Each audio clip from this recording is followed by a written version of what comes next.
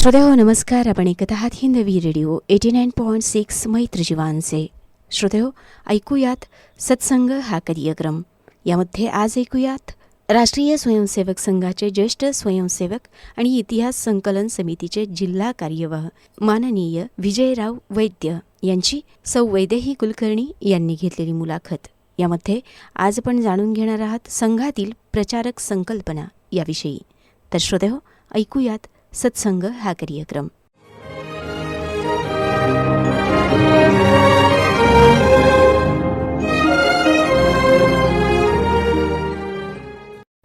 श्रोतो नमस्कार. राष्ट्रीय स्वयंसेवक संघाचं हे शताब्दी वर्ष आहे. त्यानिमित्तानं आपण सत्संग या मालिकेमध्ये संघाच्या विविध आयामांविषयी जाणून घेत आहोत. यापूर्वी आपण संघाचा शारीरिक विभाग, बौद्धिक विभाग, त्याचबरोबर एकूणच संघाच्या वाटचालीविषयी जाणून घेतलेलं होतं. आज याच मालिकेमध्ये आपण जाणून घेणार आहोत संघाच्या प्रचारक या संकल्पनेविषयी. आणि याविषयी आपल्याला माहिती देण्यासाठी आज आपल्या सोबत आहेत राष्ट्रीय स्वयंसेवक संघाचे ज्येष्ठ स्वयंसेवक आणि इतिहास संकलन समितीचे जिल्हा कार्यवाह माननीय विजयराव वैद्य सर. वैद्य सर नमस्कार. या कार्यक्रमामध्ये आपलं मनापासून स्वागत आहे. नमस्कार. बऱ्याचदा काय होतं, संघाच्या स्वयंसेवकांकडून किंवा त्यांच्या घरातल्यांच्याकडून एस्पेशली बऱ्याचदा असं ऐकायला येतं की नाही आज घरी लवकर जायचं, आज आमच्याकडे प्रचारक येणार आहेत. जे हे ऐकतात त्यांना प्रचारक या शब्दाविषयी थोडंसं कुतूहल वाटतं. प्रचारक म्हणजे काय? आता तर निवडणुकींचा सीझन आहे, तर अशा पद्धतीचा काही प्रचार आहे का काय? तर प्रचारक म्हणजे नेमकं काय? निवडणुकीचा संदर्भ दिला त्याच्याच संदर्भात मी सांगतो की आपल्याला प्रचारक म्हणजे रिक्षामधून स्पीकर घेऊन चला चला या सभेला या वगैरे असा प्रचार करणारे किंवा अमुक उमेदवाराला मत द्या असं सांगणारे असं हिंडताना दिसतात आपल्याला. तेही प्रचारकच आहेत, पण ते संघाचे प्रचारक नाहीत. प्रचार करणारा तो प्रचारक असा साधा शब्दाचा अर्थ त्याचा होईल. प्रचार करणारा तो प्रचारक. पण संघाच्या बाबतीत मात्र प्रचारक म्हणजे कुठेतरी त्यांनी असं स्पीकर घेऊन किंवा सभा घेऊन, जाहीर सभा घेऊन संघाचा प्रचार करायचा आहे असं नाही आहे. संघाच्या यंत्रणेमधला प्रचारक याचा अर्थ पूर्ण वेळ कार्यकर्ता. म्हणजे त्याने घर, संसार, कुटुंब, प्रपंच याच्यामध्ये गुंतून न राहता आपला सगळा वेळ, पूर्ण वेळ संघाच्या कामासाठी द्यायचा. असं जो करतो त्याला प्रचारक म्हणतात. म्हणजे एक प्रकारचं संघ समर्पित असं व्यक्तिमत्व असं प्रचारकाविषयी म्हटलं तर वावगं ठरणार नाही. पण प्रचारकाची आवश्यकता का भासली किंवा कधीपासून ही संकल्पना सुरू झाली? स्वतः डॉक्टर केशव बळीराम हेडगेवार यांना आपण आद्य सरसंघचालक असं म्हणतो. त्यांनी 1925च्या विजयादशमीला या संघाची स्थापना केली. त्यांनी स्वतःचाच आदर्श घालून दिला. डॉक्टर हेडगेवार यांनी स्वतःचा कुटुंब, प्रपंच इकडं न पाहता अविवाहित राहून पूर्ण वेळ संघाचंच काम केलं. आणि त्यामुळं सगळ्या प्रचारकांच्या पुढं हा एक मोठा आदर्श आहे, पूर्ण वेळ कसं काम करावं याचा. काय झालं, सुरुवातीला नागपूरला आपली संघाची शाखा सुरू झाली. पण डॉक्टर हेडगेवारांच्या समोर असं स्वप्न होतं की फक्त नागपूरपुरतं नाही, फक्त महाराष्ट्रापुरतं नाही, तर संघाचं काम साऱ्या भारतवर्षात जावं. मग असं एवढं मोठं काम साऱ्या भारतवर्षात जायचं म्हणलं तर जवळ फार म्हणजे काहीच नाही म्हणूया, भांडवल नाही, फार मोठं मनुष्यबळ नाही. अशा वेळेला आपण इतर प्रांतात, इतर जिल्ह्यात, इतर गावात संघाचा विचार कसा पोचवायचा? मग त्यातून ही कल्पना उदयाला आली की प्रचारकानं पूर्ण वेळ संघ सांगेल तेथे आणि संघ सांगेल ते काम स्वीकारायचं. आणि त्यातून ही प्रचारक यंत्रणेची सुरुवात झाली. म्हणजे आदरणीय डॉक्टर हेडगेवार हे आद्य प्रचारकही होते असं म्हटलं तर वावगं ठरणार चालेल. हो. आता प्रचारक ज्याने म्हणजे संघ विस्तारासाठीचा एक कणा असं प्रचारकाच्या बाबतीत आपण नक्की म्हणू शकतो. तर त्याचं नेमकं काम काय असतं? आता काही ठिकाणी असं असतं की एखाद्या गावामध्ये शाखा नवीनच सुरू करायची असते. त्या गावातल्या लोकांना शाखेबद्दल, संघाबद्दल काही माहिती नसते. अशा ठिकाणी प्रचारक गेला तर त्याला अगदी शून्यातून सुरुवात करावी लागते. मग विद्यार्थी, मुलं यांना गोळा करायचं. म्हणजे गेल्या आधी रोजची शाखा कशी सुरू होईल यासाठी त्यांना प्रयत्न करायचे. मुळात मला वाटतंय की शाखा म्हणजे काय हां. हे सांगण्यापासूनही हां. सुरुवात होत असेल. त्यालाही आपल्याला परत डॉक्टर हेडगेवारांच्या पाशी गेलं पाहिजे, कारण त्यांनी जी पहिली शाखा सुरू केली ते अशाच पद्धतीनं की नागपूरमध्ये मोहिते वाडा नावाचा एक भाग होता, त्याच्या बाहेर एक मैदान होतं छोटंसं. तर शाखा सुरू केली म्हणजे काय डॉक्टरांनी, तर 10-15 मुलं गोळा केली, लहान लहान, बर. म्हणजे 10 वर्षाची 12 वर्षाची अशी मुलं गोळा केली आणि चक्क त्यांच्याबरोबर कबड्डी खेळली. अच्छा. झाली शाखा. अनेकांना आश्चर्य वाटतं की असल्या किरकोळ गोष्टींनं साऱ्या भारतभर कसं काय कार्य उभं राहणार, पण राहिलं. तर शाखा म्हणजे मुलांना एकत्र करणे, त्यांचे खेळ घेणे, हळूहळू त्यांना देशभक्तीपर गीतं सांगणे, मग जरा त्यांना शिस्त अनुशासन निर्माण व्हावं म्हणून जसं NCC किंवा इतर ठिकाणी परेड असतात त्याला इकडं समता म्हणतात, म्हणजे दक्ष आर्म अशा प्रकारच्या आज्ञा, असं करून त्याला अनुशासनामध्ये बसायचं. आलेल्या मुलाला आलेल्या विद्यार्थ्याला घडवायचं हळूहळू, पण त्याला शाखेची गोडी लागली पाहिजे, शाखेत यावं असं वाटलं पाहिजे, म्हणून सुरुवात करायची खेळापासून. तर विविध प्रकारचे खेळ, विशेषतः ज्याच्यामध्ये साधन लागत नाही, म्हणजे स्टंप बॅट बॉल असं काही लागत नाही, अशा प्रकारचे पुष्कळ खेळ आहेत आपल्याकडं आणि मनोरंजक पण आहेत. कबड्डी आहे, खो खो आहे, असे इतर आहेत. असे खेळ घ्यायचे पहिल्यांदा त्यांचे.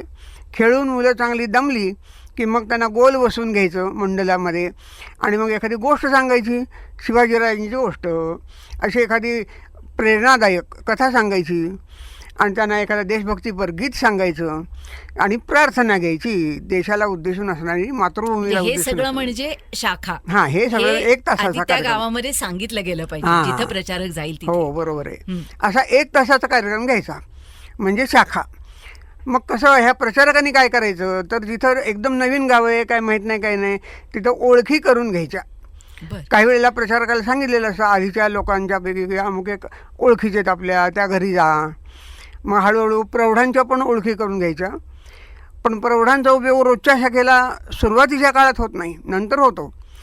सुरुवातीच्या काळामध्ये जिथं काम शून्य आहे अशा ठिकाणी लहान मुलं ही शाखेमध्ये यायला सुरुवात होते आणि मग ती शाखा रोज 1 तासाची अशी, आणि मग त्यातून मग काही त्या मुलांना शिबिरं, सहली, डबा भोजन यामधून एकत्रीकरण पुन्हा पुन्हा केलं जातं आणि त्यांना शाखेची गोडी लागते. म्हणजे हे सगळं काम करायला प्रचारक अग्रक्रमानं मदत हां, करत असतो. हां. पण मग प्रचारकाला त्या त्या गावामध्ये रुजण्यासाठी कोणीतरी एक पालक किंवा त्या गावातलं कोणीतरी एक त्याची जबाबदारी घेणं गरजेचं आहे ना. आहे, ती पण व्यवस्था संघाकडूनच अशी केली जाते. आता मगाशी सांगितलं तसं अगदी गावात संघ शाखा काहीच माहिती नाही अशा ठिकाणी जायचं म्हणलं थोडं अवघड असतं. ते ओळखी करून घ्याव्या लागतात, काही वेळेला विरोधी असतो, गैरसमज असतात. त्यातून प्रचारकांनी त्याचं कौशल्य येते की त्यांनी ओळखी करून घ्यायच्या आणि आपलं काम वाढवायचं.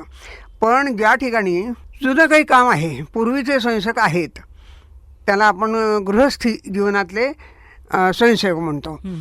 कुटुंबीय सांभाळणारे, अशापैकी कोणी ओळखीचे असले तर संघाच्या वरिष्ठ अधिकाऱ्याकडून त्यांची ओळख दिली जाते, चिठ्ठी दिली जाते पहिल्यांदा. अच्छा. तिथं प्रचारकांनी जायचं आणि त्या घरात मग त्याची व्यवस्था होते. आता जिथं अगदीच नाही, शून्य ठिकाणी, काम काहीच नाही ज्या ठिकाणी, अशा ठिकाणी जायचं म्हणलं तर कित्येक वेळेला असं झालेलं आहे की प्रचारकाला राहण्याची सुद्धा, मुक्कामाची कुठं सोय नाही, ओळख नाही. गावातल्या देवळात किंवा स्टँडवर, स्टेशन असेल तर स्टेशनमधल्या प्लॅटफॉर्मवर असं झोपावं लागलेलं आहे सुरुवातीच्या काळामध्ये. पण त्यातून त्यांनी मार्ग काढून त्या गावात शाखा रुजवली, अशी अच्छा. खूप उदाहरणे आहेत. पण म्हणजे एकूणच एक प्रचारक म्हणून जेव्हा एखादी व्यक्ती जाते तर त्याच्यामध्ये खूप गुण असणं गरजेचं आहे. म्हणजे त्याच्यामध्ये स्वतः आधी तो हां. व्यक्ती म्हणून परिपूर्ण असणं जास्तीत जास्त गरजेचं आहे. त्याच्याकडे संवाद कौशल्य पाहिजे, त्याच्यानंतर प्रतिकूल परिस्थितीला ॲडजस्ट करण्याची त्याची वृत्ती असणं गरजेचं आहे. बरोबर. मग या सगळ्या वृत्ती आणून एखादा प्रचारक घडवणं हेही संघ करत असेल ना. बरोबर आहे. त्यासाठी प्रशिक्षण वर्ग असतात. बर. आता कित्येक स्वयंसेवकांना असं असतं, शाखेतून जुना झाला आहे तो स्वयंसेवक, बरीचशी माहिती झाली, त्याच्याही पुढं काही आदर्श असतात प्रचारकांचेच, म्हणजे त्या गावात आधी असलेल्या प्रचारकांचे. ऐकलेलं असतं, काही शिबिरं झालेली असतात. मग संघामध्येच प्रथम वर्ष, तृतीय वर्ष, द्वितीय वर्ष, तृतीय वर्ष अशी 3 वर्षाची प्रशिक्षण असतात. एक महिन्याची पूर्वी असायची, आता जरा कालावधी कमी केलेला आहे. आणि आता प्रथम वर्षाच्याही आधी प्राथमिक तो 7 दिवसाचा आणि त्याच्याही आधीचा म्हणजे प्रारंभिक ते 3 दिवसाचा अशी शिबिराची योजना केलेली असते. त्यातूनही प्रचारकाचं प्रशिक्षण होतं. पण यातून खरं म्हणजे कार्यकर्ता घडतो, नेतृत्व गुण त्याच्या ठिकाणचा विकसित होतो. आपल्याबरोबर आणखी 4 मुलांना कसं घ्यावं, त्यांना शाखेची गोडी कशी लावावी याचं प्रशिक्षण त्यातून मिळतं. पण ज्याला प्रचारक म्हणून जायचं आहे किंवा ज्याची प्रचारक म्हणून निवड झाली त्यांचं प्रशिक्षण पुन्हा वेगळंच असतं. कारण सामान्य कार्यकर्ता जो असतो गावातला तो काय 1 तासाची शाखा करेल, पुन्हा आपल्या नोकरी व्यवसायात किंवा विद्यार्थ्यांच्या शाळेत कॉलेजांमध्ये मग्न राहील. प्रचारकांनी पूर्ण वेळ काम करायचं, ते सुद्धा अशा ठिकाणी काही वेळेला कोणीही आपल्या ओळखीचा नाही अशा ठिकाणी. तिथं कसं राहावं, लोकांशी आपल्या ओळखी कशा कराव्यात आणि आपल्यापासून कोणाला त्रास होऊ नये. ज्या घरात आपली व्यवस्था केली आहे त्या घरामध्ये सुद्धा आपल्यापासून कोणाला त्रास होऊ नये. उलट घरातल्या लोकांना वाटलं पाहिजे की हा आपला भाऊच आहे, आपला मुलगा आहे, असंच वाटलं पाहिजे. कुटुंबाचा एक घटक आहे, आहे, कुटुंबातला एक घटक आहे. त्याच्या वागण्यातून होणं गरजेचं आहे. हेही प्रशिक्षणामध्ये. आणि शिवाय तो जो प्रचारक म्हणून जाणारा असतो त्याची स्वतःची बौद्धिक आणि मानसिक क्षमता तेवढी असतेच की आपण अशा ठिकाणी जायचंय, हे काम आपण व्रत म्हणून स्वीकारलेलं आहे, तर हे काम आपण पूर्णत्वाला नाही. त्यामुळे त्याचे जे गुण असतात, नेतृत्व आहे, लोकांना बरोबर घेऊन जाणं आहे, लोकांना लोहचुंबकासारखं लोहचुंबक लोखंडाला आकर्षित करतं तसं तो स्वयंसेवकांना आकर्षित करत असतो आपल्याकडे. ते गुण त्याच्यामध्ये असणं गरजेचं आहे. असे गुण त्याच्याकडे असतात प्रचारकाकडे. पण प्रचारक म्हणून जेव्हा एखादा आता तरुण बाहेर पडतो तर त्याच्या घरातल्यांचे म्हणजे त्याच्या पालकांचं सुद्धा काही उद्बोधन होणं गरजेचं असेल का? पालक परवानगी देतात आपण? बरोबर आहे. हा तर खूप मोठा प्रश्न आहे आणि आमच्या आत्तापर्यंतच्या पाहण्यामध्ये असेही प्रसंग घडलेले आहेत अनेक, की मुलगा अगदी समर्पित वृत्तीनं पूर्ण समर्पणशील झालेला आहे संघाला, पण घरात पालकांना संघाची फारशी माहिती नाही किंवा असली तरीसुद्धा आपल्या मुलांना असं घरदार सोडून पूर्ण वेळ हे काम करावं हे मान्य नाही. शक्यतो सगळ्या पालकांना असं वाटणं साहजिक आहे की शिक्षण पूर्ण झालं मुलाचं तर त्यांनी आता नोकरी करावी, व्यवसाय करावा, पैसे मिळवावेत. अशा वेळेला मुलगा जर सांगायला गेला की मी असं काही न करता आणि विवाहसुद्धा न करता मी संघाचं काम करणार आहे, तर पालकांना धक्का बसणं साहजिकच आहे. आता अशा ठिकाणी सुद्धा संघाचे जे वरिष्ठ अधिकारी असतात त्यांच्या आणि त्या पालकांच्या आधी गाठीभेटी होतात, मुलाखती होतात, त्यांच्यासुद्धा सगळ्या शंकांना उत्तरं दिली जातात आणि पालकांचं समाधान झाल्यानंतर असं आमच्या पाहण्यात तरी असं नाही की बंडखोरी करून मुलगा बाहेर पडलाय आणि पालक दुखावले गेलेत, असं आत्तापर्यंत कुठं घडलेलं नाही. म्हणजे पालकांची पूर्ण परवानगी, घरातल्यांचं पूर्ण सहकार्य असल्याशिवाय प्रचारकानं बाहेर पडू नये का अलिखित असा संकेत आहे असं म्हटलं तर योग्य ठरेल. आणखी एक संकेत आहे तो म्हणजे प्रचारकांनी स्वतःचं शिक्षण आधी पूर्ण केलं पाहिजे. म्हणजे बाहेर असं जाता कामा नये की नोकरी मिळत नाही आहे, बाहेर काम मिळत नाही, चला प्रचारक होऊ, तेवढं आपलं बाहेर पडेल आपण. तसं नाही. अगदी पूर्वीपासून आहे की प्रचारकानं समजा तो काय आर्ट्स सायन्स कॉमर्सकडे असेल तर पदवीधर असलं पाहिजे. इंजिनिअरिंग, डॉक्टर, वकील अशा कुठं असेल तर त्यांनी स्वतःची पदवी शिक्षण पूर्ण केलेलं असलं पाहिजे, तर तो प्रचारक म्हणून बाहेर पडू शकतो. असं आधी ते सांगितलेलं असतं की म्हणजे उत्साहाच्या भरामध्ये काहीजण 11वी-12वी असताना सुद्धा विस्तारक म्हणून जातो, प्रचारक म्हणून जातो असं सांगायला येतात. पण त्यांना सांगितलं जातं की आधी शिक्षण पूर्ण करा, किमान पदवी तरी घ्या. बाहेर मग त्याचं वातावरण असं निर्माण होतं की हां संघाचे लोक ना स्वतः शिक्षण पूर्ण करून बाहेर पडलेले आहेत असं. तुमच्या बोलण्यामध्ये विस्तारक हा शब्द आहे. विस्तारक आणि प्रचारक याच्यामध्ये काय फरक आहे? विस्तारक म्हणजे प्रचारकची पहिली पायरी, समजा आधीची पायरी. प्रचारक हा किमान 1 वर्ष ते पुढं कितीही, म्हणजे एखादा प्रचारक आयुष्यही देऊ शकतो. एखादा प्रचारक 1 वर्ष, 3 वर्ष, 5 वर्ष, 6 वर्ष, 10 वर्ष तो थांबून पुन्हा त्याच्या गृहस्थ जीवनामध्ये येऊ शकतो. पण विस्तारक जो असतो तो असा की नुकताच काहीतरी त्याचं संघ प्रशिक्षण झालेले आहे अजून त्याला समाजाचे टक्के टोणपे सगळे माहीत झालेले नाहीत. म्हणजे नुकती शाखेची हां, तोंड ओळखून तोंड ओळख प्रथम झाली. वर्ष वगैरे झालेलं आहे. समाजात कसं मिसळावं, काय कोण कसा प्रश्न विचारेल, त्याला कसं उत्तर द्यावं, हे अजून त्याचं शिक्षण व्हायचं आहे. पण त्याची इच्छा आहे प्रचारक पूर्ण वेळ काम करण्याची, प्रचारक म्हणून जाण्याची. मग त्याला आधी विस्तारक म्हणून पाठवलं जातं, किमान 1 वर्ष विस्तारक, मग प्रचारक. म्हणजे आपल्या शाळेच्या शिक्षण संस्थेच्या बाबतीत बोलायचं म्हणलं तर एकदम पूर्वी सुरुवात होती 1ली, 2री, 3री, 4थी. खरंय. आता पहिलीच्या आधी पूर्व पूर्व प्राथमिक असतं, KG असतं, त्याच्या आधी प्ले ग्रुप असतो. तसं पद्धतीने हे की एकदम प्रचारक नाही, प्रचारकाआधी विस्तारक म्हणजे समाजाशी त्याची ओळख हां. करून देण्यासाठीचा एक टप्पा टप्पा आहे हा, पहिला एक टप्पा. पायरी. हा, असं. पहिला टप्पा म्हणून विस्तारक. आता प्रचारक जेव्हा एखादा व्यक्ती जातो एखाद्या गावामध्ये, लहान असेल गाव मोठं असेल गाव, तर त्याची जीवनशैली किंवा त्याचा दिनक्रम एकूण कशा हां. पद्धतीचा असतो? तेही त्याच्या प्रशिक्षणामध्ये सांगितलेलंच असतं. कसं असतं काही वेळेला की माणूस इतर क्षेत्रांमध्ये गुंतलेला असतो, नोकरीच्या, व्यवसायाच्या, त्यामुळं वेळ कसा घालवावा हे त्याला पडत नाही त्या माणसाला, उलट वेळ काढावा लागतो. पण प्रचारकाचं कसं आहे, पूर्ण वेळ तो मोकळा असतो ना, त्या पूर्ण वेळ त्यानं संघाचंच काम करायचं असतं. बरं, संघाचं काम म्हणजे मग सांगितलं तसं मुख्य काम म्हणजे शाखा चालवणे. ते एकतर प्रभात शाखा असते म्हणजे सकाळची, ती 1 तासाची, सायं शाखा असते संध्याकाळची, ती 1 तासाची. तर या 1 तासाव्यतिरिक्त प्रचारकांनी दिवसभर करायचं काय, असा मोठा प्रश्न होऊ शकतो. पण प्रशिक्षणामध्येच त्याला सांगितलेलं असतं.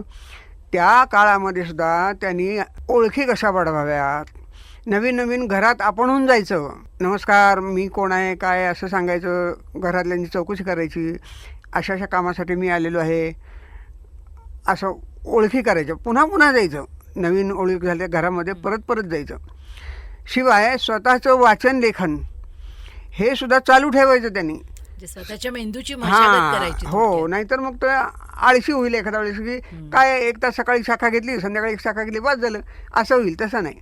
त्यांनी की आम्ही पाहिलेले तरी प्रचारक असे होते की दिवसभर कित्येक प्रचारक तर असे दुपारी जेवण झालं म्हणून पळतो, आता जरा झोपतो, असं सुद्धा करत नाहीत. त्याही काळात ते वाचत तरी असतात, काही काम तरी करत असतात, हिशोब ठेवत असतात, वरिष्ठ प्रचारकांशी, वरिष्ठ अधिकाऱ्यांशी बोलत असतात. सारखं ते कामातच गुंतलेले असतात. अर्थात ही सगळी कामं काही व्यक्तिगत नसतात, तर समाजासाठी ही कामं सगळी असतात, संघासाठी. म्हणजे एकूणच संघ विस्तार हेच ध्येय किंवा हाच श्वास हो. धरून त्याची पूर्ण जीवनशैली असते. असते. आता हे सगळं करत असताना त्याच्या उपजीविकेचं किंवा त्याचा जो काही हां. दैनंदिन खर्च असतो, तर त्याची व्यवस्था त्याने स्वतः करायची असते की संघाच्या माध्यमातून केली जाते? तेही सांगितलं पाहिजे. काय हे आहे? सगळे लोकांना प्रश्न हां, असतात की असतात. प्रचारक हो. म्हणून गेला तर त्यांना मानधन हां, मिळत हां, बरोबर असेल, आहे. असं कुणाला वाटू असं शकतं ना? हो, असं साहजिक आहे असं वाटणं. कारण आजच्या काळात तर मानधन किंवा पगाराशिवाय कोणी कोणी काम करणार नाही. पण अगदी सुरुवातीपासून डॉक्टर हेडगेवार स्वतः शाखा घेत होते त्या काळापासून पहिले प्रचारक जे गेले, महाराष्ट्राच्या बाहेरसुद्धा गेले, तर तेव्हा अशी योजना केलेली होती त्या काळामध्ये स्वतः डॉक्टरांनी की कॉलेज शिक्षण करायचं एखाद्याला, महाविद्यालयीन शिक्षण, तर नागपूरमध्येच कॉलेजमध्ये प्रवेश घेतला पाहिजे असं नाही. त्याला त्याच्या घरच्या लोकांना समजूत घालून कोणाला सांगितलं तू दिल्लीला जा, कोणाला सांगितलं तमिळनाडूमध्ये जा, कोणाला सांगितलं केरळमध्ये जा, कोणी याला सांगितलं तिकडे उत्तर प्रदेशात जा, तिथल्या कॉलेजात प्रवेश घ्यायचा आणि तिथं संघाचं काम करायचं. हे पहिल्या काळातले प्रचारक. पण मग असं अनोळख्या ठिकाणी जायचं, भाषा नाही ओळखीच्या, कोणी माणूस एक सुद्धा ओळखीचा नाही, नातेवाईक नाही. आजच्या काळामध्ये सुद्धा मनुष्य गोंधळून जाईल असं करायला. पण तिथं त्यांची तयारी अशी झालेली की तिथल्याही अशाच कोणाच तरी मंडळाचा प्रमुख एखादा किंवा असं काय कीर्तन भजन आध्यात्मिक मार्गात असणारा एखादा, समाजसेवक असणारा एखाद्याची जरी ओळख निघाली की त्याच्या घरी त्याच्या राहण्याची सोय करायची. तिथून पुढं मात्र त्यानं प्रचारकांना ओळखी वाढवून, म्हणजे एकावरच सगळा भार, या घरात सोय झाली म्हणजे वर्षभर किंवा 5 वर्ष 10 वर्ष याच घरात असं नाही, तर त्यांनी ओळखी वाढवून इतरही घरामध्ये जायचं आपणहून. आता मानधनाचा प्रश्न पगाराचा नेहमीच निघतो. मगाच सांगितलं की शिक्षणाच्या बाबतीमध्ये या सगळ्यांची शिक्षणं पूर्ण झालेली असतात. बरं, कित्येक तर अशा असतात की MBBS, BAMS अशा प्रकारे म्हणजे डॉक्टरी क्षेत्रातले अगदी उच्च शिक्षण घेतलेले.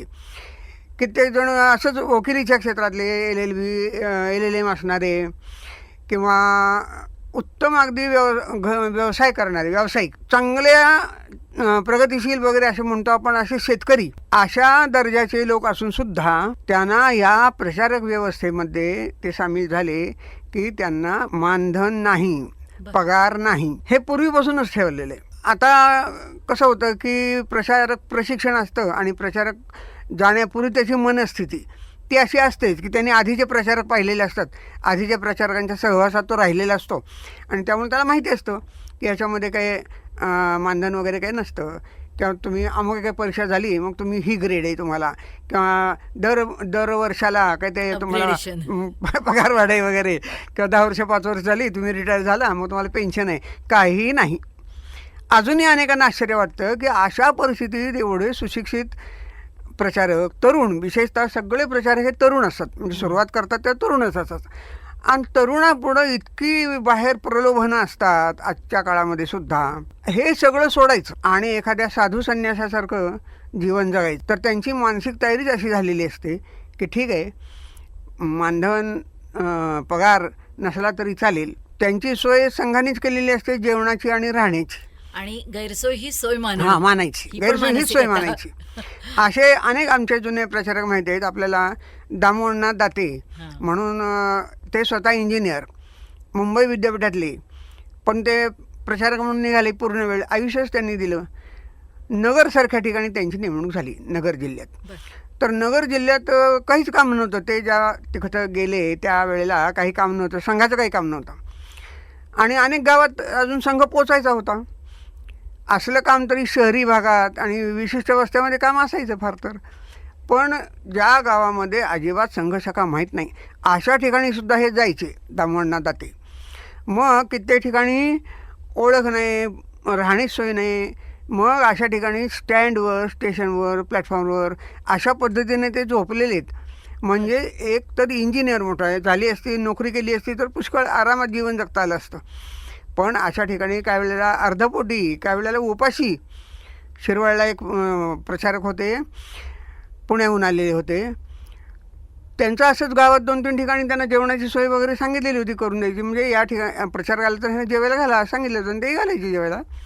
पण एखाद्या ठिकाणी उशीर झाला, कारण प्रचारकाला म्हणजे शाखा सुटल्यावर सुद्धा अनेकांच्या घरी जावं लागतं, विद्यार्थ्यांशी बोलावं लागतं, गप्पा मारल्या जातात, बैठका असतात, ते करताना उशीर झाला.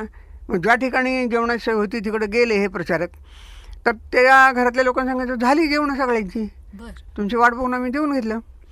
तर यांनी सांगायचं हो मी तेच सांगायला आलो होतो की मी आता जेवण करूनच आलेलो आहे. अगदी खोटी खोटी ढेकर देऊन पोटावर नाही हात फिरवायचा, प्रत्यक्ष त्यांची राहण्याची सोय जिथं केलेली असेल तिथं जाऊन पाणी प्यायचं आणि झोपून टाकायचं. हे आम्ही पाहिलेले प्रचारक आहेत असे की शिरवळमध्ये होते, खंडाळा तालुक्यामध्ये. तर असंही करावं लागतं. आता ज्या ठिकाणी गृहस्थी आपण म्हणतो की कित्येक ठिकाणी आता असे असतात, अशी परिस्थिती आता 100 वर्ष सुरू झाले संघाचं, म्हणजे खूप ठिकाणी आता काम आहे. असे जे कार्यकर्ते असतात की स्वतःचं घर, कुटुंब, प्रपंच आहे त्यांना, ते अशा प्रचारकांची जेवणाची, राहण्याची आपल्या घरी आपण होऊन सोय करतात. कित्येक ठिकाणी आता संघाची स्वतःची कार्यालयं आहेत, ऑफिस कार्यालयं, तिथं प्रचारक राहू शकतात, पण जेवणासाठी म्हणून तरी घरी जावंच लागतं लोकांच्या.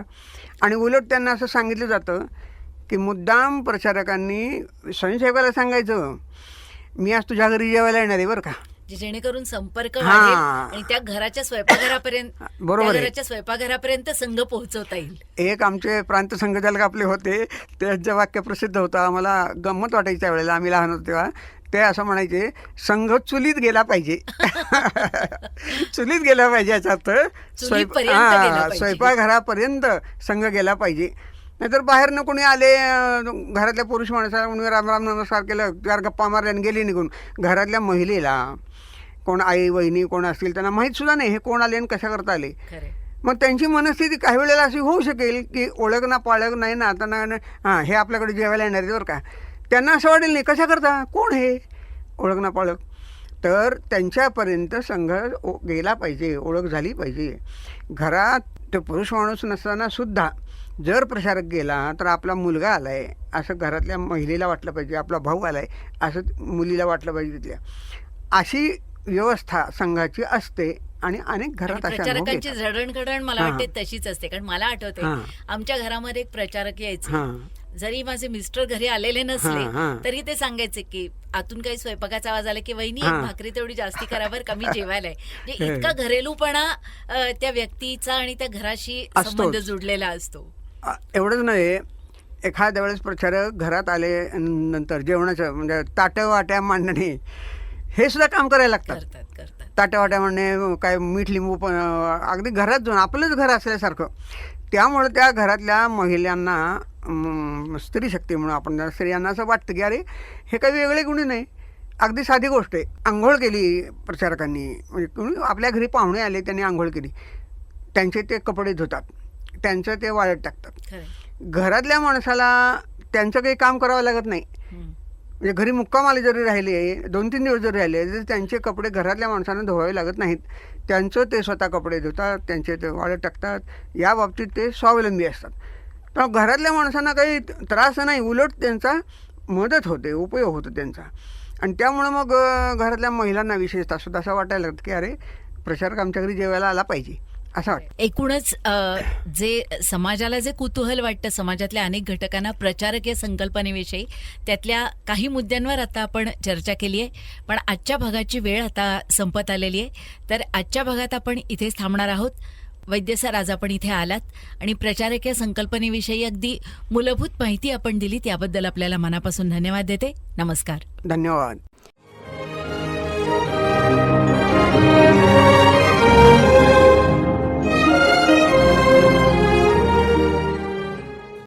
श्रोते हो, आत्ताच आपण आनंद घेतलात सत्संग या कार्यक्रमाचा. यामध्ये आज आपण जाणून घेतलं संघातील प्रचारक संकल्पना याविषयी. तर पुन्हा भेटूयात सत्संगच्या पुढच्या भागात. तोपर्यंत नमस्कार.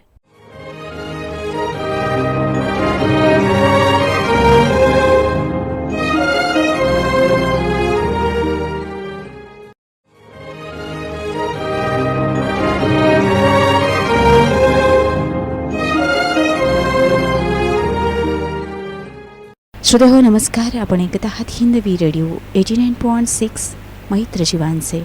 श्रोते हो, ऐकूयात सत्संग हा कार्यक्रम. यामध्ये आज ऐकूयात राष्ट्रीय स्वयंसेवक संघाचे ज्येष्ठ स्वयंसेवक आणि इतिहास संकलन समितीचे जिल्हा कार्यवाह श्रीयुत विजयराव वैद्य यांची सौ वैदेही कुलकर्णी यांनी घेतलेली मुलाखत. तर श्रोते हो, ऐकूयात सत्संग हा कार्यक्रम.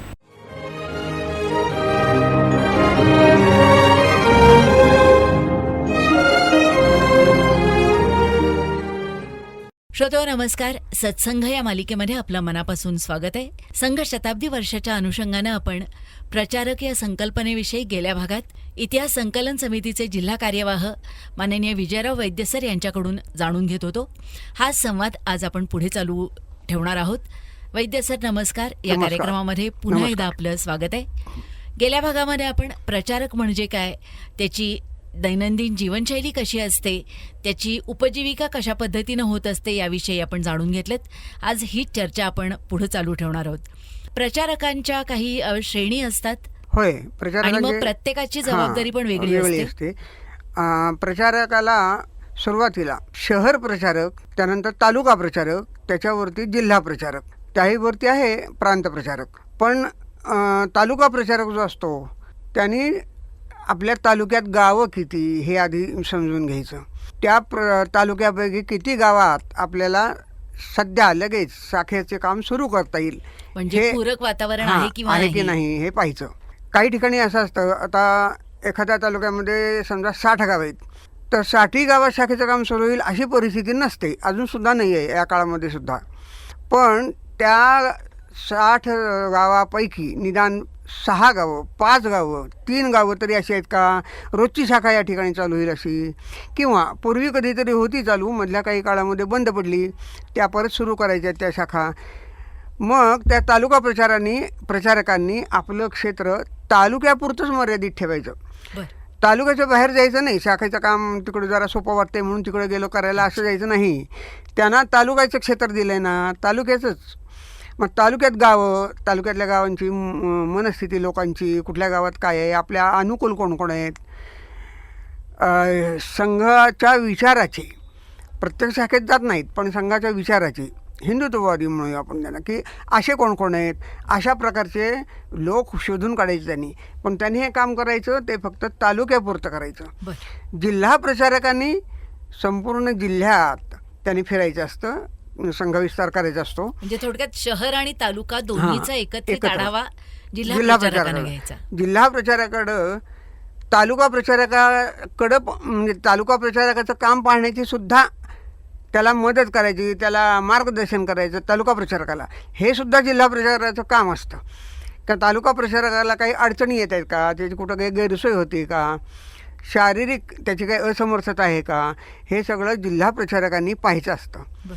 आणि मग त्यांनी जिल्हाभर फिरून ही व्यवस्थित जोडणी करून द्यायची असते त्या त्या ठिकाणच्या शाखेचं जे कार्यकारिणी म्हणूया आपण, किंवा एक संचालक मंडळ, आपण त्याला शाखेची कार्यकारिणी म्हणतो की संघाची कार्यकारिणी.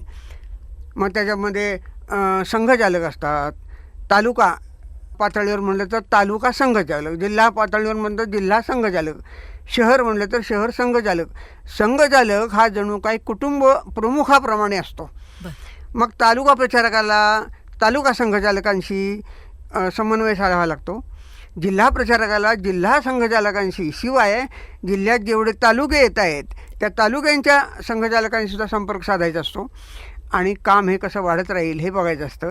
त्याच्याही वर म्हणजे प्रांत प्रचारक, म्हणजे आपला महाराष्ट्र प्रांत आहे त्याचेसुद्धा काही भाग पाडलेले आहेत. पश्चिम महाराष्ट्र, कोकण, विदर्भ आणि देवगिरी म्हणजे मराठवाडा. तर 5-6 जिल्ह्यांचे असे भाग पाडलेले असतात. त्याच्यावरती प्रचारक असतात, त्यांना प्रांत प्रचारक म्हणतात.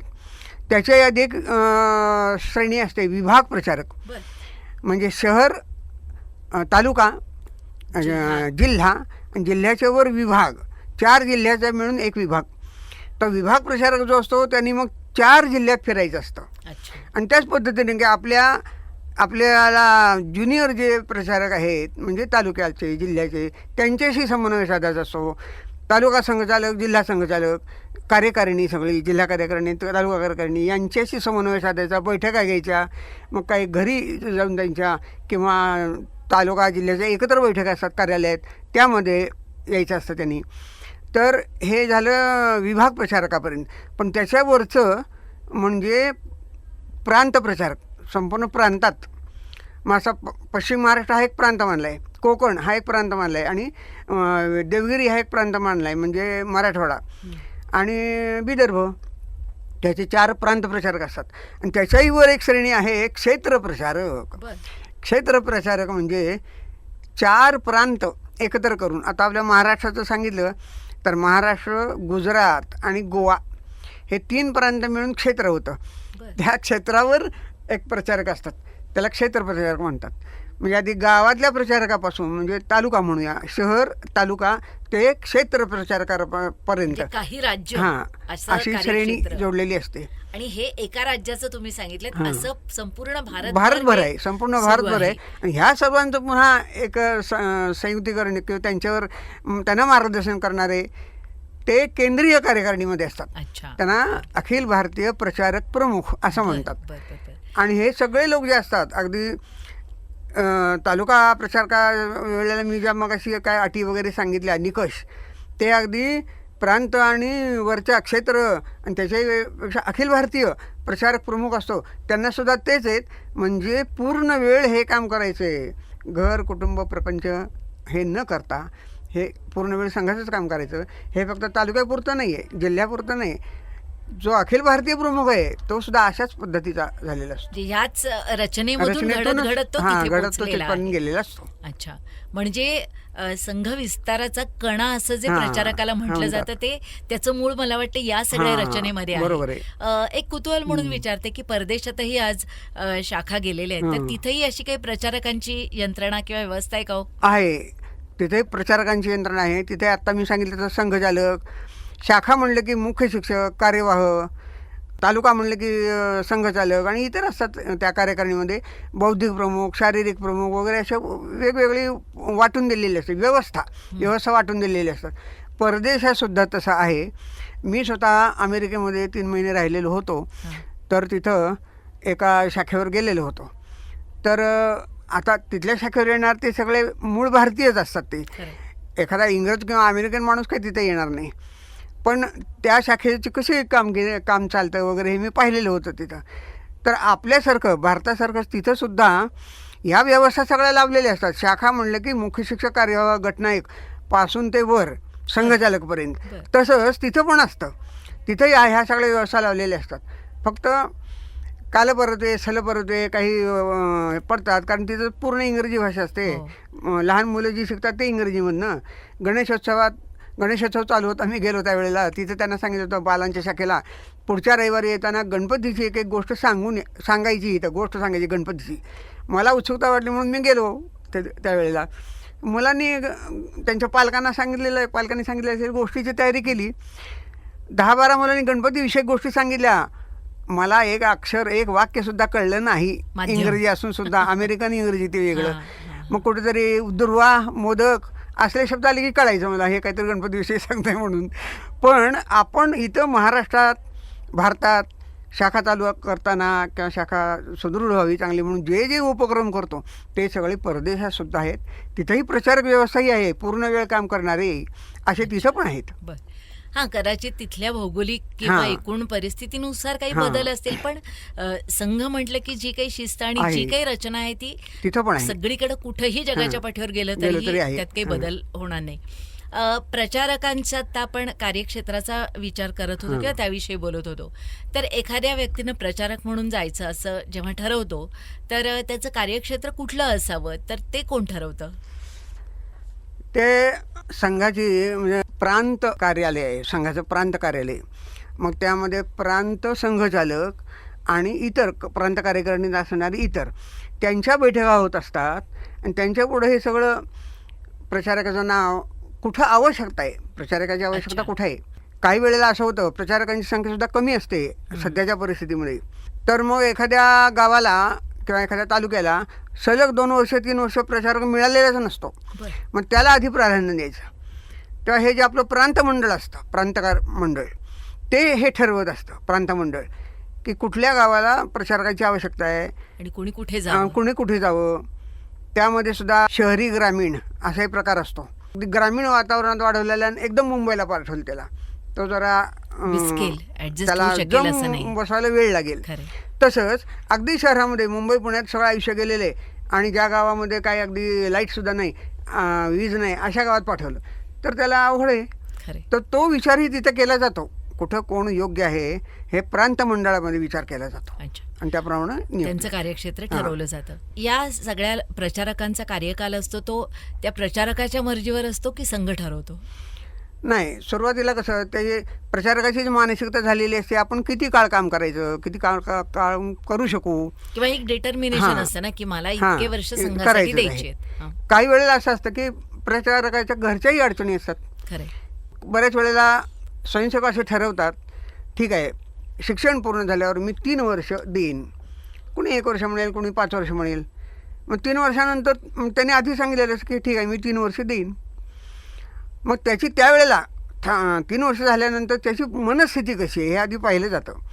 त्याला खरंच थांबायचं आहे, घरची अडचण आहे, आता त्यांनी नोकरी व्यवसाय काहीतरी केला पाहिजे. मग ठीक आहे त्याला थांबायची परवानगी मिळते त्याला. हे कसं आहे काम, हे सक्तीचं नाही, कोणी सांगू शकत नाही. प्रांत मंडळाचे सदस्यसुद्धा नाही तू थांबायचं नाही, आता देशाला आपली आवश्यकता वगैरे वगैरे असं सांगायचं नाही. त्याची मनस्थिती पाहिजे की त्याची मनस्थिती ठीक नसेल त्याला थांबायला सांगितलं असं होत नाही काम. ऐच्छिक विषय पूर्णपणे आणि समर्पित भावना पाहिजे, त्याची मनस्थिती पाहिजे. आता एखादा म्हणजे कोणी 3 वर्षापर्यंत तरी काम करू शकतात, तर मग 3 वर्षासाठी प्रचारक म्हणून काम करताना तो एकाच जागी करतो की त्यांच्या काही बदल्या असतात? होतात. अनेक वेळेला आहे तालुका प्रचारक म्हणून एका तालुक्यामध्ये आहे, 3 वर्ष झाली, 4 वर्ष झाली, 5 वर्ष झाली. माझ्या तर पाहण्यात आत्तापर्यंत असं आहे की सलग 5 वर्ष तालुका प्रचारक आमच्या तालुक्यामध्ये असायचे. 5 वर्षानंतर त्यांची बदली व्हायची म्हणजे दुसऱ्या तालुक्यात. म्हणजे तो जर थांबला नसेल, प्रचारक कार्यातून थांबला नाही, त्याला अजून काम करण्याची इच्छा आहे, त्याची दुसऱ्या तालुक्यात बदली केली जाते. तसं जिल्हा प्रचारकांची सुद्धा बदल्या होतात. म्हणजे सातारा जिल्हा प्रचारक आहे, एक 3 वर्ष झाली, 4 वर्ष झाली, 5 वर्ष झाली, दुसरीकडे आवश्यकता आहे, हे सगळं पाहिलं जातं. मग त्यांची बदली केली जाते. प्रचारकांच्या सुद्धा बदल्या होतात, नवीन क्षेत्रामध्ये त्यांना पाठवलं जातं, नवीन अनुभव घ्यावे लागतात त्यांना म्हणजे सुद्धा. नवीन अनुभव घेण्यासाठी नवीन बदल्या, नवीन प्रचार, हो, नवीन ठिकाणी अनुभव नियुक्ती घेण्यासाठी. आणि तिथं आवश्यकता निर्माण होते. काही ठिकाणी असं असतं की या ठिकाणी प्रचारक पाठवलाच पाहिजे तर संघाचा विस्तार त्या ठिकाणी होईल, बाहेरून कोणीतरी गेलं पाहिजे तर तिथं शाखा चांगली चालते असं. आता खरं म्हणजे प्रचारकाच्या बाबतीत असं सांगितलेलं असतं की त्यांनी आपलं काम, संघाचं काम तिथलं प्रचारकाच्या भोवती केंद्रित करू नये. अच्छा. कारण मग प्रचारक गेला तिथून की काम बंद, खरं. असं होतं. म्हणजे व्यक्ती केंद्रित न होता कार्य केंद्रित असं त्याचं काम असणं मुळात गरजेचं आहे. संघाचं कामच व्यक्ती केंद्रित नाही. म्हणजे डॉक्टर हेडगेवार गेल्यानंतर आता कोण संघाचं पाहणार, एवढं सगळं आता संघ बहुतेक बंद पडणार. अशी अवस्था किंवा आली नाही. संघाचे लोक आता आमच्याकडे येतील मार्गदर्शन मागायला किंवा आमच्यातल्या कोणाला तरी, असं बऱ्याचजण वाटत होतं. पण सरसंघचालक, आद्य सरसंघचालक गेले त्यानंतर सुद्धा श्री गुरुजींनी काम सांभाळलं. सलग जवळजवळ 32 वर्षांनी त्यांनी काम सांभाळलं. त्यानंतर सुद्धा सरसंघचालक बदलले, काम वाढतच गेलं. एक व्यक्ती गेली म्हणून काम बंद पडलं असं इथं होत नाही. म्हणून तर आज शताब्दी आपण पाहतोय. खरे खरे, अगदी खरे. आणि म्हणजे व्यक्ती कोणीही असो, काम चालू राहिलं पाहिजे, हा जो विचार संघाचा मुळातला विचार आहे तो याही कार्यामध्ये रुजवला जात असतो. आता साताऱ्याचाच जर का आपण विचार केला तर अत्यंत प्रतिकूल अशी परिस्थिती असताना साताऱ्यामध्ये संघ रुजवला आणि ते एका प्रचारकांनी केलेलं काम आहे, नाना पालकरांनी. तर नाना पालकरांच्या प्रचारक म्हणून साताऱ्यात जे त्यांनी काम केलं त्याच्याविषयी तुम्ही सांगितलं तर बरं होईल. बरोबर आहे. सातारा जिल्ह्यातल्या अगदी आडबाजूच्या गावांमध्ये सुद्धा ज्यांच्या थोडाफार संघाशी संबंध आला असेल मागच्या पिढीतल्या सुद्धा, त्यांना नाना पालकर हे नाव लगेच समजतं. नाना पालकरांच्या विषयी सर्वांच्या मनात अतिशय आदराची भावना असते. याचं कारण असं आहे, सातारा, सांगली, कोल्हापूर हा भाग संघाच्या दृष्टीनं फारच प्रतिकूल परिस्थिती त्या काळामध्ये होती. खडकाळ जमीन म्हणावी, खडकावर पेरणी करावी हे जितकं अवघड आहे, खडकावर पेरणी करणे, तसं सातारा, सांगली, कोल्हापूर भाग होता त्या काळामध्ये की संघाला अनुकूल नव्हतेच कोणी. बहुसंख्य गावं प्रतिकूलच असायची, गैरसमजामुळे असायचं. तर अशा काळामध्ये अशा ठिकाणी काम उभं करायचं नाना पालकरांनी ते एक आव्हान म्हणून जणू काही स्वीकारलं. नाना पालकर हे काही साताऱ्याचे नाहीत, सांगली कोल्हापूरचे पण नाहीत, ते कोकणातून आलेले होते, पुण्यामध्ये होते. आणि त्यांनी ह्या सातारा जिल्ह्यात त्यांची जेव्हा नेमणूक झाली प्रचारक म्हणून, जिल्हा प्रचारक म्हणून, तेव्हा त्यांनी अगदी खेडोपाडी संघ अक्षरशः त्यांनी खेडोपाडी नेला नाना पालकरांनी. एक उदाहरण सांगायला हरकत नाही, कराड तालुक्यात कोळे हे अगदी छोटं गाव, पण त्या गावामध्ये नाना पालकरांचं जवळजवळ घरोघर ओळख असल्यासारखी अजूनही तिथले लोक आठवण काढतात त्यांची. आणि त्या गावामध्ये म्हणजे ज्या काळामध्ये संघ फक्त ब्राह्मणांचा असा सगळीकडे प्रचार व्हायचा, पण कोळे गावामधले अण्णा भोई म्हणून भोई समाजाचे हे कार्यकर्ते नाना पालकरांना मिळाले.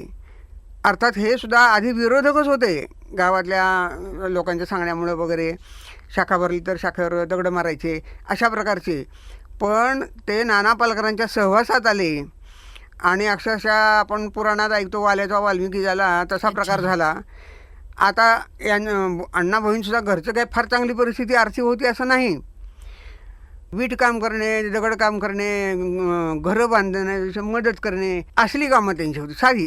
पण नानांच्या सहवासात आल्यानंतर त्यांच्यात इतका बदल झाला, संघशाखेचे तर ते स्वयंसेवक झालेच, पण पुढं सातारा जिल्हा कार्यवाह हे पद, हे दायित्व त्यांनी सांभाळलं.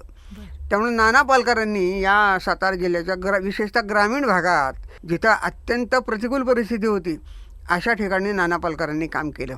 आणि त्यामुळं असे नाना पालकरांसारखे दुसरेही अनेक प्रचारक आहेत इतर जिल्ह्यामध्ये वगैरे, पण सातारा जिल्हा म्हणलं की नाना पालकर भवन. त्यामुळे इथं जे कार्यालय संघाचं बांधलंय त्याला सुद्धा नाव नाना पालकर भवन असं नाव दिलेलं आहे. आणि त्यांच्यामुळे म्हणजे आज जे संघाच्या दृष्टीनं अनुकूल वातावरण साताऱ्यात दिसतंय तर त्याची पायाभरणी नाना पालकरांनी केली बरोबर आहे. असं आपण हां, नक्की म्हणू शकतो. बरोबर आहे, बरोबर. आता एखाद्या प्रचारकाचा कार्यकाल संपला की पुढे नाही काही कारणांनी करू शकत आहे प्रचार, पण संघ विचार किंवा संघाचा संस्कार असतो तो तर आतमध्ये असतो. मग या संस्कारातून तो प्रचारक पुढे काही स्वतःचं काम करतो का? ह्याच्यात म्हणजे एक दोन संघाशी भले तो संबंधित हां, नसेल, हां. डायरेक्ट प्रत्यक्ष संबंध डे टू डे मध्ये नसेल कदाचित, हां. पण काही वेगळं काम करतो का? बरोबर आहे.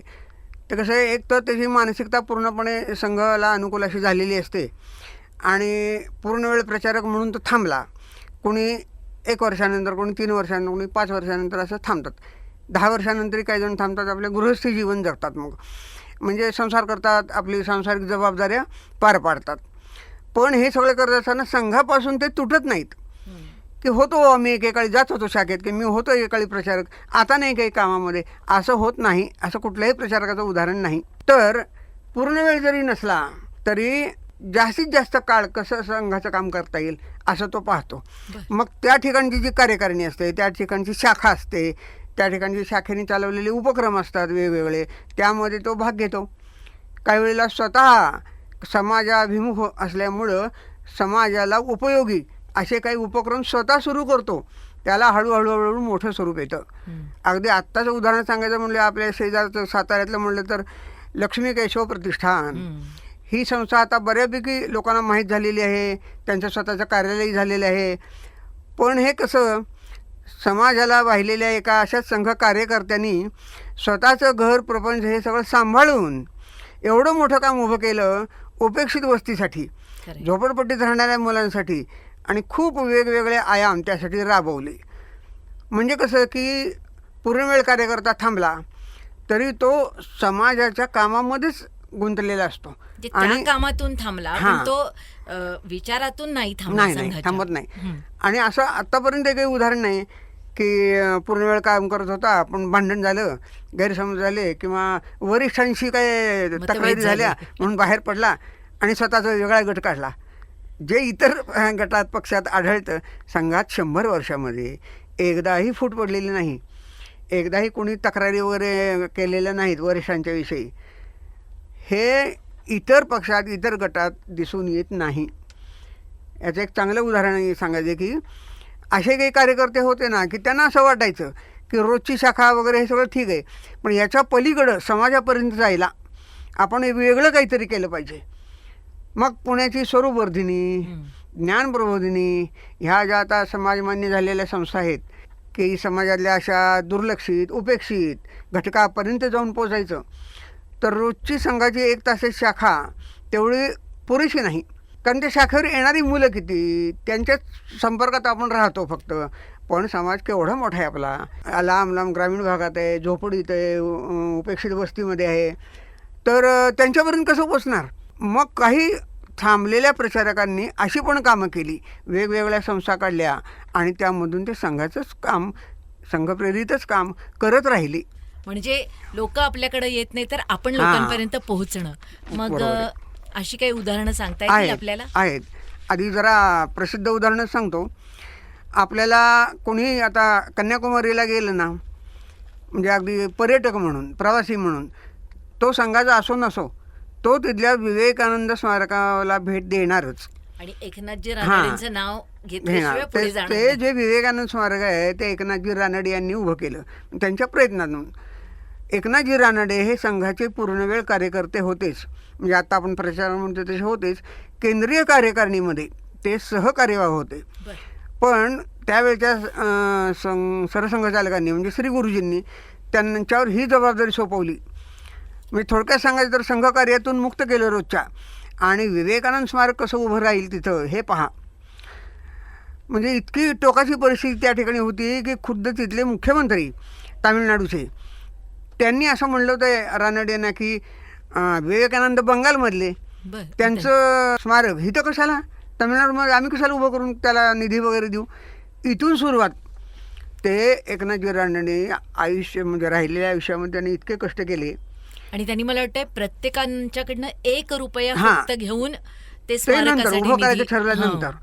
पण आधी सगळ्यांची अनुकूलता पाहिजे ना. सगळे मुख्यमंत्री त्यावेळच्या प्रांताचे सगळ्यांना भेटले, संसद सदस्यांना भेटले, खासदारांना भेटले, जे विवेकानंदांच्या किंवा त्यांच्या शिकवणीच्या अगदी विरुद्ध, म्हणजे कम्युनिस्ट, थोडक्यात कम्युनिस्ट पक्ष, त्यांच्याही खासदारांना भेटले आणि त्यांच्याकडनं सह्या गोळा केल्या आणि काहीतरी जवळजवळ 300पेक्षा जास्त सह्या खासदारांच्या त्या काळात ना गोळा करून त्या राष्ट्रपतीकडे पोचवल्या की हे स्मारक झालं पाहिजे म्हणून.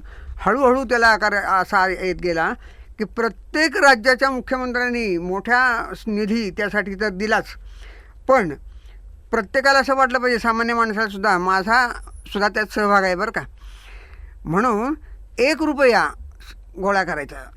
अगदी मग विद्यार्थ्यांनी घरामध्ये जाऊन स्वयंसेवकांनी की 1 रुपया द्या फक्त, अशा पद्धतीने की त्या लोकांना वाटलं पाहिजे हे जे एवढं मोठं स्मारक झालं आहे 1 रुपया काय होणार माझा त्याच्यामध्ये आहे.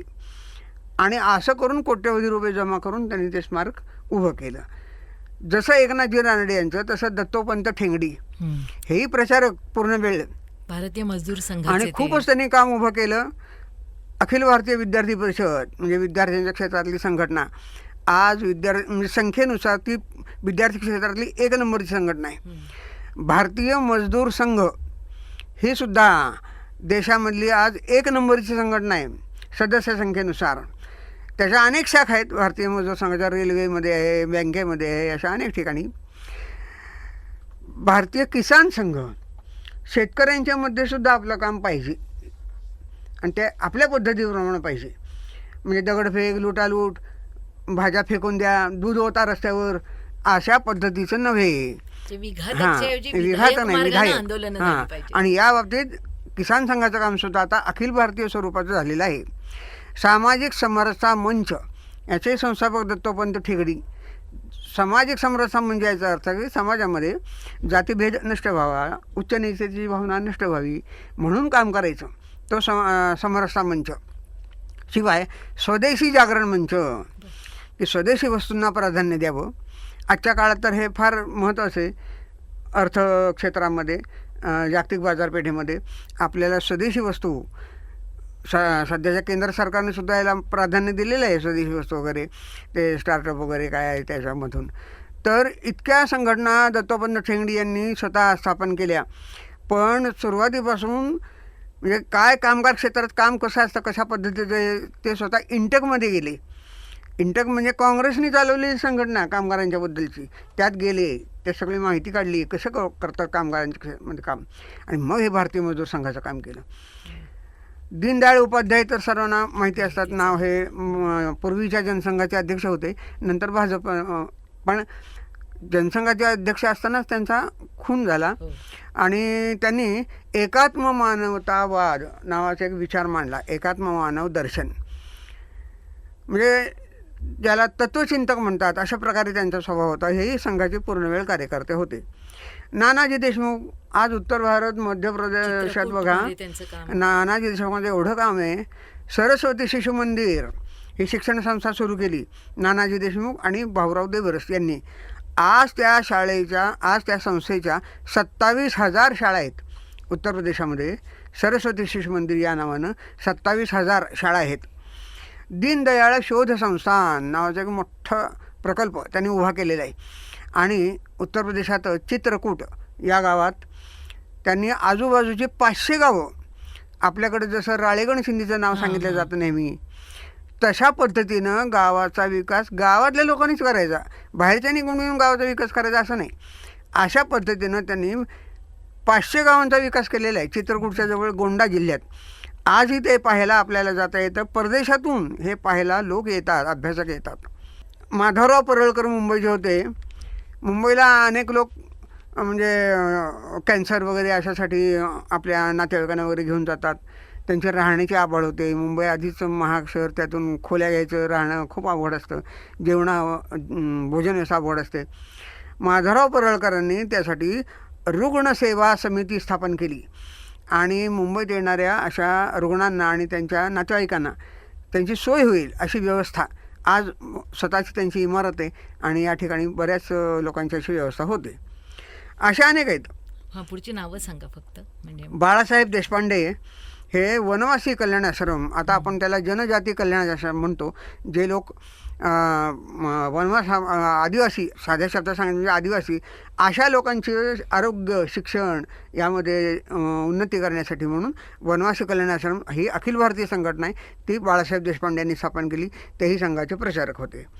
मोरोपंत पिंगळे हे अगदी प्रथमपासून म्हणजे डॉक्टर हेडगेवारांच्या काळापासून हे होते, केंद्रीय कार्यकारिणीमध्ये होते आणि त्यांनी अनेक संस्था स्थापन केल्या. उदाहरणार्थ रायगड स्मारक मंडळ. आज रायगडला जे काय स्वरूप प्राप्त झालेलं आहे, तिथं ज्या शिवाजी महाराजांच्या पुण्यतिथीचे जे उत्सव होतात मोठे मोठे, आणि शिवाय आजूबाजूच्या खालच्या पायथ्याच्या गावामध्ये सुद्धा त्यांनी असंच उपेक्षितांना गरिबांना मदत होईल अशा प्रकारची कामं केली मोरोपंत पिंगळे यांनी. शिवाय सरस्वती नदीचा अभ्यास केला. 13 इतिहासकारांना एकत्र केलं. आपल्याकडं कसं की सरस्वती गुप्त झाली, लुप्त झाली वगैरे वगैरे काय बरंच म्हणतात, अमुकाचा शाप झाला आणि टप्प्याचा.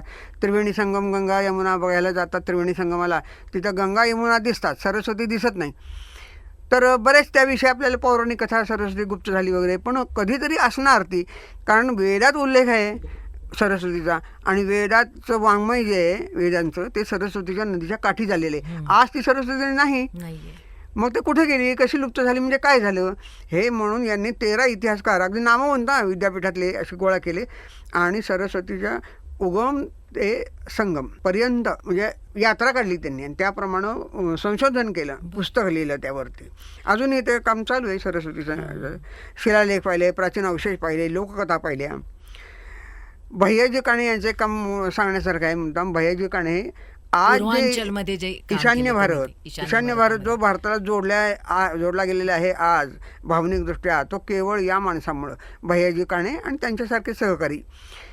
की पूर्वी असं होतं की ह्या 7 सिस्टर ज्या आपण म्हणतो त्या भारतापासून उपेक्षित, दुर्लक्षित, खुद्द भारतीयही त्यांना म्हणायचे हे चीनी लोक आहेत म्हणून. त्यांच्याला कोणी इकडं आला, नेपाळी वगैरे जरी कोणी आला आपल्याकडं, अजूनही आपल्याला ते स्वेटरवाले वगैरे नेपाळीवाले चीनी आहे असं म्हणतात त्याला काहीतरी, चेहरेपट्टी वेगळी असल्यामुळं. पण ह्या 7 सिस्टरमधले लोक खरं म्हणजे भारतीयाला जोडले गेलेले पाहिजेत. नसतील ते हिंदू, कारण मिशनरी लोकांनी मागच्या काळात इतका प्रचार केलेला आहे की काही काही गावं 100% ख्रिश्चन आहेत. अशा लोकांना भारताशी जोडायचं, कारण मिशनऱ्यांनी आणि इतर फूटपाड्या अशा लोकांनी त्यांच्यात ही भावना भरवलेली होती की तुम्ही भारतीय नाही आहे, तुमचा देश स्वतंत्र झाला पाहिजे. हे आसाम, मेघालय, अरुणाचल, सिक्कीम वगैरे हे स्वतंत्र आहेत, हे भारतीय नाही आहेत. आणि त्या म्हणून त्या ठिकाणी ते दहशतवादी संघटना वगैरे, त्यांना पुन्हा चीनची मदत, शस्त्र वगैरे हे खूप मोठ्या प्रमाणात चालायचं तिकडं. तर हा देश, हा ईशान्य भारत तुटल्यासारखाच झाला होता भारतापासून. पण त्याला असे दीर्घकालीन उपाययोजना काहीतरी पाहिजे होती. नुसतंच मिलिटरी पाठवायचं तिकडं आणि जे बंडखोर असल्यानं गोळ्या घाला असं नाही. असं चालायचं पूर्वी, तसं नाही करता येत. त्यांनी ते जोडले जाणार नाहीत, उलट तुटतील. त्यांनी विद्यार्थ्यांना महाराष्ट्रामध्ये आणून भैयाजी काणे तिथे गेले ते असंच की भाषा माहीत नाही काही नाही तरी ओळखी करून घेतल्या आणि तिथल्या विद्यार्थ्यांना महाराष्ट्रात आणायचं, वसतिगृहात ठेवायचं, काही जण लोकांच्या घरात ठेवायचं. त्यांनी हितशिक्षण पूर्ण करायचं आणि हितशिक्षण पूर्ण करून परत आपल्या भागात जायचं. अशा पद्धतीनं त्यांनी अनेक वर्ष काम केलं त्यांनी. आणि इतरही त्यांना सहकारी संस्था होत्या, विश्व हिंदू परिषद होती, विवेकानंद केंद्र होतं, म्हणजे अजूनही चालू आहे यांची कामं सगळी. वनवासी कल्याण आश्रम होता. पण एकूणच म्हणजे ही सर्व समर्पित अशी ही इतकी सगळी नावं तुम्ही आता सांगितलीत, या सगळ्यांचा कालखंड बऱ्यापैकी आधीच आहे. म्हणजे 50-60 वर्षापूर्वी हे पूर्ण प्रचारक म्हणून होते. आज संघ शताब्दीमध्ये आपण बोलतो आहोत, तर आजच्या तरुणांची मानसिकता काहीशी बदललेली आहे. एकूणात भौतिक गोष्टींकडचा कल वाढलेला आहे. तर आज प्रचारक म्हणून जाण्याचं प्रमाण कसं आहे? जे समाधानकारक आहे की काही त्याच्यामध्ये वेगळे? मला तर असं वाटतं की समाधानकारक आहे, कारण आत्ता जे मी तरुण प्रचारक त्यांच्याशी बोलतो किंवा आमच्याही भागामध्ये, तालुक्यामध्ये, आपल्या सातारा जिल्ह्यामध्ये जे नवीन नवीन प्रचारक येत असतात तरुण, नुकतेच स्वतःचं ते लौकिक शिक्षण तर पूर्ण केलेलं असतं, पण संघाचं शिक्षणसुद्धा पूर्ण करून ते बाहेर पडलेले असतात, तरुण असतात. म्हणजे आज आपण बाहेरचं जे तरुण काय ते जेन झी का काय आता म्हणतात अलीकडं, ती पिढी जी आहे, या जेन झीच्या पिढीतले सुद्धा तरुण देशासाठी, कारण संघासाठी बाहेर पडतात म्हणजे देशासाठीच की, संघाचं काम करतात म्हणजे देशाचंच काम करतात. तर देशासाठी बाहेर पडतायत असं उदाहरण आपल्याला आजूबाजूला दिसत आहेत. अगदी इथं साताऱ्यातले सुद्धा प्रचारक गेल्या एक 5 वर्षातलं जरी बघितलं तरी या वयोगटातले JNGच्या वयोगटातले लोक तरुण प्रचारक म्हणून आलेले आहेत. हे सातारा जिल्ह्यात दिसत तसं इतर जिल्ह्यात पण आहे, इतर प्रांतात पण आहे. त्यामुळं प्रचारक जाण्याचं प्रमाणावर कमी झालेलं नाही आहे. उलट जे नव्यानं संपर्कात येतात, ज्या ठिकाणी संघाचं काम नव्यानं सुरू झालेलं आहे, अशा ठिकाणची मुलंसुद्धा, तरुण मुलं प्रचारक म्हणून आपले आयुष्यातली काही वर्ष देत आहेत, असा अनुभव आहे आता. आज आता संघ शताब्दीच्या निमित्तानं अनेक उपक्रम राबवले जात आहेत किंवा काही गोष्टी ठरवलेल्या आहेत की ह्या गोष्टी करायच्या आहेत. तर त्या गोष्टी घडवून आणण्यामध्ये प्रचारकाचं योगदान कसं असेल? आहेच की. खरं म्हणजे कसं असतं, प्रचारकाला मुख्य काम शाखा मजबूत करणे, नवीन नवीन तरुणांना, बालांना भेटणे आणि त्यांना शाखेकडे वळवणे. काही गृहस्थ जीवनातले लोक असतात, त्यांना भेटायचं, त्यांची अनुकूलता निर्माण करायची संघाविषयी. हे खरं प्रचारकाचं काम आहे. आत्ता त्या प्रचारक अवस्थेत असताना ते नवीन संस्था उभा करू शकत नाहीत. ते पूर्ण वेळ संघाचंच काम आहे, कारण नवीन संस्था उभा करायची म्हणजे तिकडे लक्ष दिलं पाहिजे. त्यामुळे जे प्रचारक आहेत त्यांना संघाचंच काम करायचे. हे जे संस्था उभा करणं वगैरे आहे, किंवा आता आपण एक 5 तत्त्व डोळ्यासमोर ठेवलेले आहेत संघानं, या क्षेत्रामध्ये अधिकाधिक काम करायचं आहे म्हणून. उदाहरणार्थ त्याच्यात कुटुंब प्रबोधन आहे. कुटुंबात व्यवस्था चांगली असावी, कुटुंबातले संबंध लोकांचे चांगले असावेत. पूर्वी कसं आई, मामा, काका, भाऊ, बहीण सगळे मुलं एकत्र यायचे. आज तसं काही दिसत नाही. विभक्त कुटुंब झालेले आहेत, त्यामुळे प्रश्न निर्माण पुष्कळ झालेले आहेत. आता त्यासाठी कुटुंब प्रबोधन हे आपण वेगळी गतिविधी स्थापन केली संघानं. आता त्यात काम करायचं म्हणजे की प्रचारकाला तिकडं नाही गुंतवायचं. कुटुंब प्रबोधनाचं काम स्थानिक जे संघाचे कार्यकर्ते आहेत, गृहस्थी जीवनातले, त्यांनी ते काम करायचं आहे. पण ते हेरण्याचं काम प्रचारकांना करायचं, जुळवून द्यायचं नाही. हे जे काम आहे प्रचाराच्या लक्षात आलं की हा माणूस कुटुंब प्रबोधनाला चांगला आहे, हा माणूस स्वबोध यासाठी चांगला आहे, म्हणजे नागरिकांच्या तक्रारी वगैरे काय, नागरिक जीवन चांगलं कसं जगावं, पर्यावरणासाठी चांगलं पर्यावरण आहे. बरेच लोक असे असतात की कुठल्याच संघटनेचे सभासद नसतात, अगदी संघाचे नसतात, पण वर्तमानपत्रात लेख लिहितात, वाचकांचा पत्रव्यवहार अगदी कायम असतो त्यांचा. कुठं अगदी साध्या साध्या आपल्या अडचणी असतात शहरी जीवनातल्या, नागरी जीवनातल्या. तर प्रचारकांनी समजा लक्षात आलं त्याच्या की हा माणूस असा समाज जागृती करण्यासाठी चांगला आहे. तो कुठल्या संस्थेचा सभासद नसतो, संघटने नसतो, तो आपलं स्वतः एकांडे शिलेदार म्हणतात तसं काम करत असतो. प्रचारकाने अशा माणसाला हेरायचं आणि त्या कामाला जोडून द्यायचं, व्यवस्थेशी जोडून घ्यायचं. त्यांना स्वतःचं काम बाजूला ठेवून ते काम करायचं नाही. असं पद्धतीनं आपण कुटुंब प्रबोधन, पर्यावरण, समरसता, स्वबोध, कामात इथून पुढच्या काळामध्ये जास्त पंचपरिवर्तनाचे जे 5 मुद्दे आहेत पंचपरिवर्तन जोडून घ्यायचं. त्यामध्ये काय म्हणजे एकूणच प्रचारक आपल्या संपर्कातल्या ज्या काही व्यक्ती असतात, तर तो संपर्क केवळ म्हणजे नुसता संपर्क, ओळख वाढवणं असं नाही, तर डोळस संपर्क मला वाटतंय करतो आणि मग आपल्या कामात त्या व्यक्तीला कसं आणता येईल याचा विचार करत असतो. मला वाटते संघ शताब्दीच्या निमित्तानं प्रचारक ही जी संकल्पना होती त्याच्याविषयी खूप विस्तारानं आपण माहिती दिलेली आहे. प्रचारक या संकल्पनेविषयी खूप विस्तारानं आपण बोललो. काही होऊन गेलेले जे प्रचारक होते त्यांच्या कार्याविषयी सुद्धा आपण जाणून घेतलं. आपण इथे आलात आणि या विषयाची आपल्याला खोलवर सर्व श्रोत्यांना माहिती दिली, त्याबद्दल आपल्याला मनापासून धन्यवाद देते. नमस्कार. नमस्कार.